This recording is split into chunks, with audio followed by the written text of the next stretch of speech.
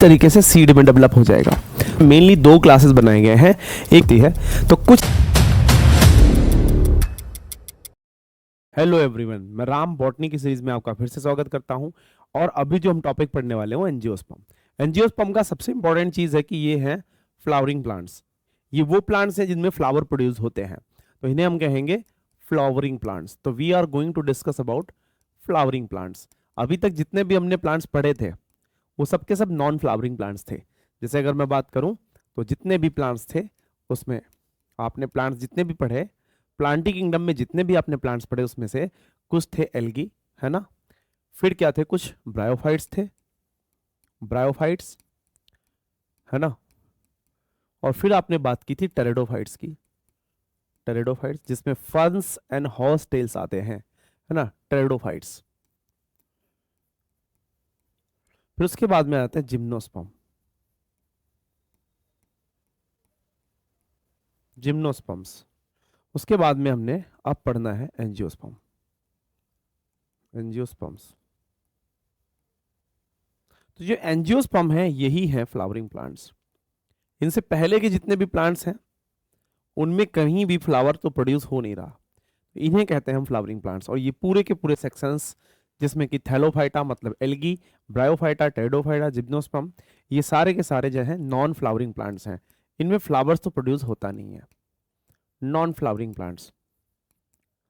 But ये भी plants हैं, एल्गी भी प्लांट्स की ही कैटेगरी में आते हैं, तो बिल्कुल भी कंफ्यूज होने की जरूरत नहीं है। ये सारे के सारे नॉन फ्लावरिंग थे और ये सेक्शन जो है एंजियोस्पर्म का वो फ्लावरिंग प्लांट्स का है। हम इसी की डिस्कस करने वाले हैं। आपके सामने बहुत सारे आपको कलरफुल चीजें दिख रही होंगी और ये सारे के सारे फ्लावर्स के पार्ट्स हैं, या यूं कह सकते हो ये प्लांट्स हैं जिनमें फ्लावर्स प्रोड्यूस हुआ है और इनका आपके सामने डिस्क्रिप्शन है। तो जितने भी आपको फ्लावरिंग प्लांट्स दिखे, चाहे किसी भी कंडीशन पे वो फ्लावरिंग कर रहा हो, वो प्लांट फ्लावरिंग प्लांट मतलब एंजियोस्पर्म है। लेकिन हमें जो बात करनी है कि ये फ्लावरिंग प्लांट्स होते क्या हैं। अगर हम देखें exceptionally large group of plants, इन्हें लार्ज ग्रुप ऑफ प्लांट्स माना जाता है कि ये प्लांट्स के सबसे बड़े ग्रुप हैं। एंजियोस्पर्म मतलब flowering plants, algae, bryophyte, pteridophyte, gymnosperm, इन चारों से काफी बड़े लेवल के हैं, मतलब इनका ग्रुप काफी बड़ा है। बहुत कैटेगरी के इनमें प्लांट्स आते हैं। The pollen grains and ovules are developed, मतलब इनमें पॉलन ग्रेन्स और ओव्यूल्स डेवलप होंगे। अच्छा, ये चीज तो हमने जिम्नोस्पर्म में भी देख ली थी, नेकेड ओव्यूल्स बन रहे थे, बट बन रहे थे, है ना। पॉलन ग्रेन्स भी बन रहे थे जिसको मेल गैमेटोफाइट कहते थे, वो भी यहाँ पे बन रहा है। तो ये दोनों चीजें बन रही हैं। लेकिन सबसे इंपॉर्टेंट बात है कि इसमें पॉलन ग्रेन्स और जो ओव्यूल्स हैं वो बनेंगे, लेकिन वो एक स्पेशलाइज्ड स्ट्रक्चर्स में बनेंगे जिनको हम फ्लावर्स कहते हैं। तो इनके अंदर जो स्पेशलाइज्ड स्ट्रक्चर्स हैं उनको हम फ्लावर्स कहते हैं। तो इसमें फ्लावर्स जो होंगी वो बनेंगे और फ्लावर्स में ही इनका क्या होने वाला है, एंथर मतलब कि पॉलन ग्रेन्स और ओव्यूल्स। फ्लावर के पार्ट्स हम जब अभी डिस्कस करेंगे तो उसमें क्लियर हो जाएगा कि किस पार्ट में पॉलन ग्रेन्स डेवलप होंगे, किस पार्ट में ओव्यूल डेवलप होंगे। ऐसी स्ट्रक्चर को हम फ्लावर्स कहते हैं। बहुत आसानी से समझ में आ गई बात। Seeds are enclosed in fruits, ऐसा कह सकते हो कि ओव्यूल्स जो होते हैं या जो ओव्यूल्स होते हैं आगे चल के सीड में डेवलप होते हैं। तो ओव्यूल्स जो होते हैं ओवरी से कवर्ड होते हैं और ओवरी ही फ्रूट्स में कन्वर्ट हो जाती है। उसके ओवरी के अंदर आपको क्या मिलेगा, सीड मिलेगा। तो ओव्यूल्स जो होते हैं वो सीड में मैच्योर होकर बन जाते हैं। कह सकते हो कि अगर मैं यहाँ पे ओवरी बनाऊं और उसमें कोई एक सीड को मेंशन कर दूं, एक ओव्यूल को मेंशन कर दूं इस तरीके से, तो कुछ समय में ये क्या हो जाएगा, ये जो ओवरी है वो एक मस्कुलर फ्रूट्स में बन जाएगा, फ्लैसी फ्रूट में बन जाएगा। मस्कुलर नहीं कहना चाहिए, फ्लैसी बोलना चाहिए। तो फ्लैसी फ्रूट बन जाएगा और उसके अंदर जो है ये जो ओव्यूल है वो पूरी तरीके से सीड में डेवलप हो जाएगा। तो इस तरीके से हमको ये देखने में मिला कि इसमें जो सीड हो या ओव्यूल हो वो कवर्ड होते हैं, मतलब ये नेकेड नहीं होते, जिम्नोस्पर्म की तरह नेकेड नहीं होते, कवर्ड होते हैं। इसीलिए कहा गया seeds are enclosed in fruits. तो सीड्स जो होते हैं फ्रूट्स में इंक्लूड होते हैं, इनक्लोज्ड होते हैं। या फिर कह सकते हो कि ओव्यूल्स जो होते हैं ओवरी से कवर्ड होते हैं। बात इतनी बात है कि ओव्यूल जो है ओवरी से कवर्ड है। मैं इसे अगर यहां पे मेंशन कर दूं कि दैट पार्ट इज ओव्यूल, अगर ये पार्ट ओव्यूल है और ये पार्ट जो है ओवरी है, तो इस पार्ट को मुझे फ्रूट्स कहना पड़ेगा कि ये पार्ट जो है मैच्योर होकर फ्रूट बन गया है और ये जो है पार्ट सीड बन गया है। It is just transformation of ovule into the mature structure seed and the ovary transform to become the fruit, that is the fleshy, store the juice as well the nutrients. इस तरीके से हमको पता चला कि इनके जो सीड्स होते हैं फ्रूट से कवर्ड होते हैं। एंजियोस्पर्म बहुत ही छोटा सेक्शन यहाँ पे जरूर है, लेकिन मार्फोलॉजी और एनाटॉमी में हम डिटेल में डिस्क्रिप्शन करेंगे, और प्लांट फिजियोलॉजी भी पूरी की पूरी तरह किस पे है, वो एंजियोस्पर्म पे ही है, हायर प्लांट्स पे ही फिजियोलॉजी बेस्ड है। तो हम जितना भी पढ़ेंगे सब हायर प्लांट्स ही अब पढ़ने वाले हैं। Seeds are enclose in fruits. Habitat क्या होती है, ये रहते कहाँ पे हैं, आपको पता है फ्लावरिंग प्लांट्स कहाँ पे रहते हैं, तो आपको पता ही होगा हमारे चारों तरफ हर जगह पे फ्लावरिंग प्लांट्स आपको दिखेंगे। वाइड रेंज ऑफ हैबिटेट्स, तो जितने भी प्लांट्स फ्लावर प्रोड्यूस करते हैं, चाहे वो पानी में ही क्यों ना रह रहा हो, वो प्लांट अपने आप में वाइड रेंज में, पानी में, लैंड में, कई तरीके के मासेस में, जैसे कि जहाँ पे टेरेस्ट्रियल जोन है वहाँ पे वेटलैंड भी हो सकता है, डेजर्ट भी हो सकता है, ट्रॉपिकल रेन फॉरेस्ट भी हो सकते हैं, डिफरेंट हैबिटेट्स में ग्रो होते रहते हैं, इनमें कोई दिक्कत नहीं आती, हैबिटेट्स इनकी वाइड रेंज की होती है। The smallest angiosperm is Wolffia. Wolffia इतना छोटा प्लांट है, अगर आप पानी में देखोगे तो छोटा सा फ्लावर की नुमा एक तैरता रहता है, आप हाथ डाल के जब उसे निकालोगे तो आपके हाथ में बहुत सारे वोल्फिया के फ्लावर्स आ जाएंगे, एंड दैट इज वोल्फिया। याद आ रहा है आपको?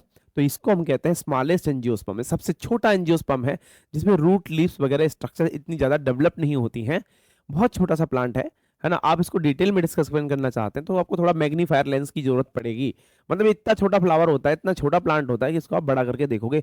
लकड़ी तो इसमें बनती नहीं है, वुड से इसमें बनती नहीं है, एंजियोस्पर्म है, हाइयर ग्रेड का प्लांट है, फिर भी इसमें तो वोल्फिया आपको कहीं भी दिख सकता है बहुत आसानी से। आप जब भी इसे तालाब वगैरह में देखोगे, पानी में ये रहता है। The tallest angiosperm, smallest angiosperm कौन सा? वोल्फिया। टालेस्ट एंजियोस्पर्म कौन सा है? टालेस्ट एंजियोस्पर्म है यूकेलिप्टस। यूकेलिप्टस एक बहुत ही कॉमर्शियल वुड का, लकड़ी बनाने वाला एक प्लांट है, जिसको लोग अपने घरों में अपने चारों तरफ लगाते हैं, खेतों के चारों तरफ भी लगाते हैं, कुछ लोग तो इसकी नर्सरी ही तैयार कर लेते हैं, और उस तरीके से टिम्बर मतलब लकड़ी फर्नीचर के लिए बहुत यूजफुल होती है। तो ये वो क्रॉप है, ये वो प्लांट है जो कॉमर्शियली खूब यूज किया जाता है। इस पे गवर्नमेंट ने भी बहुत ज्यादा बैन लगाया नहीं है, क्योंकि ये काफी हद तक आसानी से प्रोड्यूस किया जाने वाला प्लांट है यूकेलिप्टस, और ये सबसे टॉलेस्ट एंजियोस्पर्म है, 100 मीटर तक ग्रो हो जाता है। तो गांव में किसान क्या करते हैं, इसे खेत के किनारों पे लगा लेते हैं, उससे क्या होता है, बाड़ बनाने में भी हेल्प मिलती है, जिससे कोई जानवर अंदर ना आ सके, और वो लकड़ी भी प्रोड्यूस कर देता है। फसल को थोड़ा नुकसान होता है क्योंकि वो बहुत ज्यादा वाटर कंज्यूम करता है। यूकेलिप्टस क्या है, 100 मीटर का टॉल होने वाला एंजियोस्पर्म है। Angiosperm provide us food, angiosperm से हमें फूड मिलता है, फूडर मिलता है, फ्यूल मतलब लकड़ियां जलाने के लिए, और मेडिसिन भी मिलती हैं। सबसे इंपॉर्टेंट बात है, बहुत सारे कॉमर्शियल प्रोडक्ट्स भी मिलते हैं।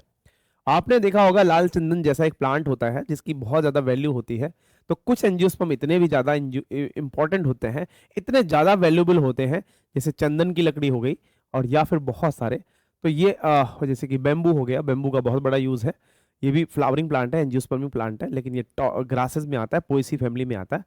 हम बहुत सारे सीरियल्स जितने भी देखते हैं, आप लेग्यूम्स बीन्स वगैरह देखते हैं, जितने भी प्लांट्स हैं सारे के सारे फ्लावरिंग है। मटर एक फ्लावरिंग प्लांट है, और ऐसे ही बहुत सारे एग्जाम्पल है हमारे सामने। हम इन फ्लावरिंग प्लांट्स को अगर देखें तो सबसे ज्यादा यूजफुल हमारी लाइफ में होते हैं। आगे बात करते हैं कि ये जो फ्लावरिंग प्लांट्स हैं, ये जनरली 2 क्लासेस में इनको डिवाइड किया गया है। अब देखो, आपको पता है कि प्लांटी किंगडम अगर है, PLANTAE, प्लांटी अगर किंगडम है, तो इसको किस में डिवाइड किया गया? डिविजन्स में। तो डिविजन्स इसके आपने कौन कौन से, सबसे पहले अपने थैलोफाइटा देख लिया था, ब्रायोफाइटा है ना, टेरिडोफाइटा, जिम्नोस्पर्मी, एंजियोस्पर्मी। लास्ट का जब भी हम देखेंगे एंजियोस्पर्म, तो एंजियोस्पर्मी क्या है? एंजियोस्पर्मी क्या है? एंजियोस्पर्मी। अगर आपको एक क्लासिफिकेशन समझ में नहीं आ रहा है तो आप लिविंग वर्ड नाम का चैप्टर है, जिसके 3 वीडियोस मैंने इसी सीरीज में ऐड किए हैं, आप इसी प्लेलिस्ट पे जाके देख सकते हो। साथ ही साथ में बायोलॉजिकल क्लासिफिकेशन भी देख सकते हो, और अभी फिर प्लांट किंगडम पे तो आ ही गए। तो आप जब इन 3 चैप्टर को बहुत एक सीरीज में देखोगे तो आपको सारी चीजें कनेक्ट होती चली जाएंगी, दिक्कत नहीं आएगी। तो एंजियोस्पर्म एक डिवीजन है, तो प्लांट्स को हमने डिवीजन में डिवाइड किया हुआ है। एंजियोस्पर्म एक डिवीजन है, तो अगर मैं इसको किंगडम बोलता हूँ तो ये डिवीजन है, ठीक है। और अगर जो ये एंजियोस्पर्म डिवीजन है, इसमें कई सारे क्लासेस बनाए जा सकते हैं, जिसमें मेनली 2 क्लासेस बनाए गए हैं। एक तो है मोनोकॉट, मोनोकॉटिलीडनी, मोनोकॉटिलीडनी एंड डाइकॉटिलीडनी।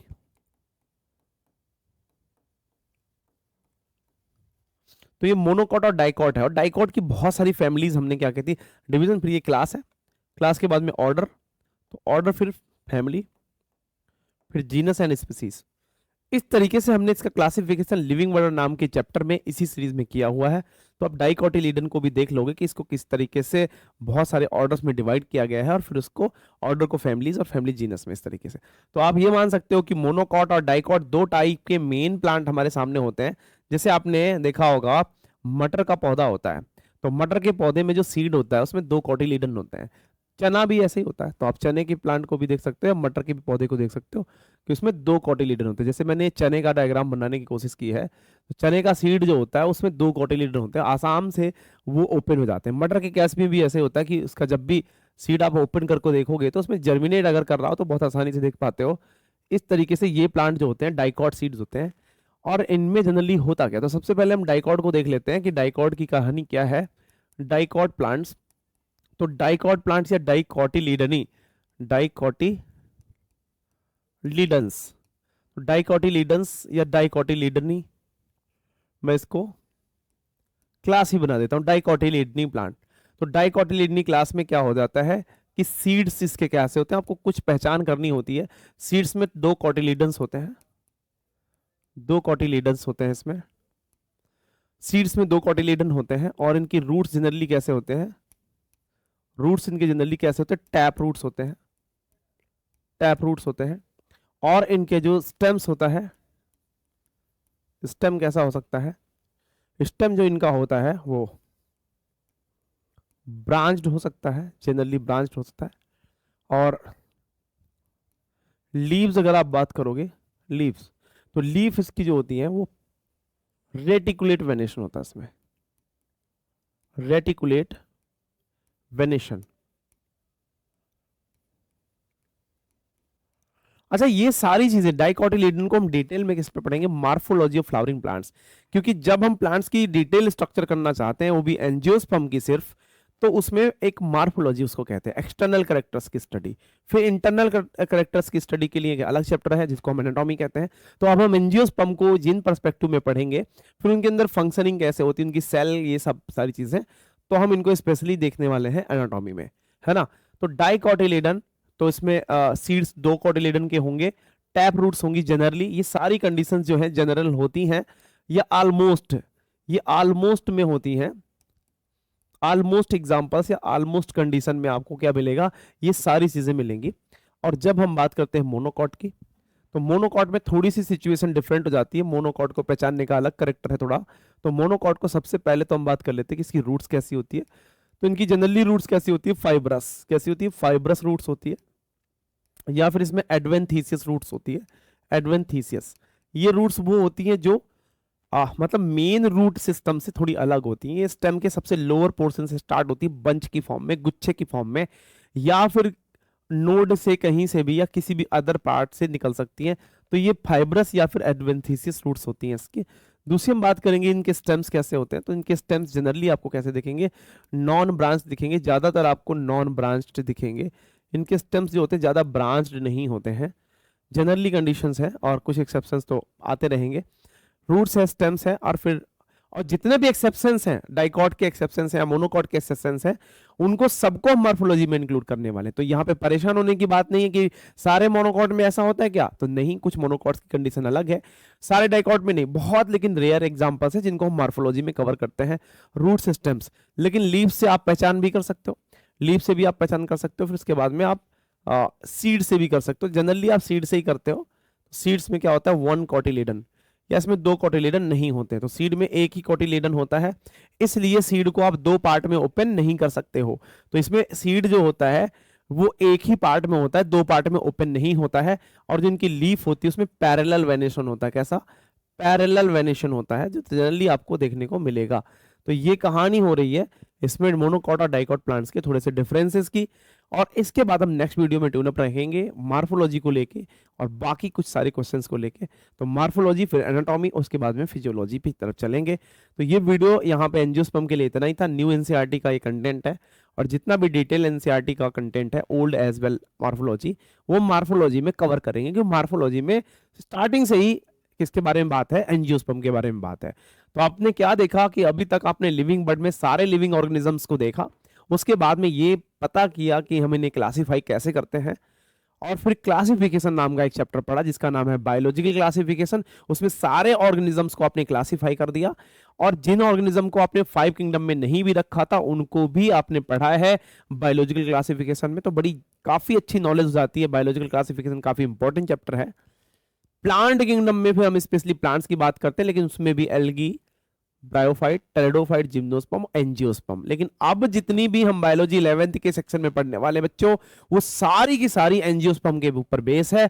तो मैं यहां पे कह सकता हूं नेक्स्ट ऑल टॉपिक्स, अगर मैं यहां पे बात करूं प्लांट्स के नेक्स्ट ऑल टॉपिक्स, सारे के सारे टॉपिक्स किसके बारे में बात करेंगे, नेक्स्ट ऑल टॉपिक्स या चैप्टर, सारे के सारे चैप्टर्स, ये सारे के सारे जितने भी अब टॉपिक्स हैं विल टॉक अबाउट एंजियोस्पर्म। तो इसको बोल सकते हैं अबाउट एंजियोस्पर्म। सारे के सारे जितने भी टॉपिक हैं वो एंजियोस्पर्म पे ही बेस्ड हैं, क्योंकि हमारा एंजियोस्पर्म ही तो वो ग्रुप है जो सबसे ज्यादा हमें दिखाई पड़ता है। मतलब हम सबसे ज्यादा फ्लावरिंग प्लांट्स की बात करने वाले हैं। तो बस यहीं पे हमारी डाइवर्सिटी का सेक्शन होता है खत्म। और एनिमल किंगडम जो आप जूलॉजी में पढ़ते हो आप कनेक्ट कर लेना, हमारी जूलॉजी की सीरीज में एनिमल किंगडम भी चल रहा है, तो उसे आप कनेक्ट कर लेना। और अब हम बात करेंगे मार्फोलॉजी की। तो इस तरीके से ट्यून अप रहिए, लगातार कनेक्ट रहिए, और कुछ क्वेश्चंस को आप अगर प्रॉब्लम है तो हमें कमेंट करके उस चीज को पूछते रहिए।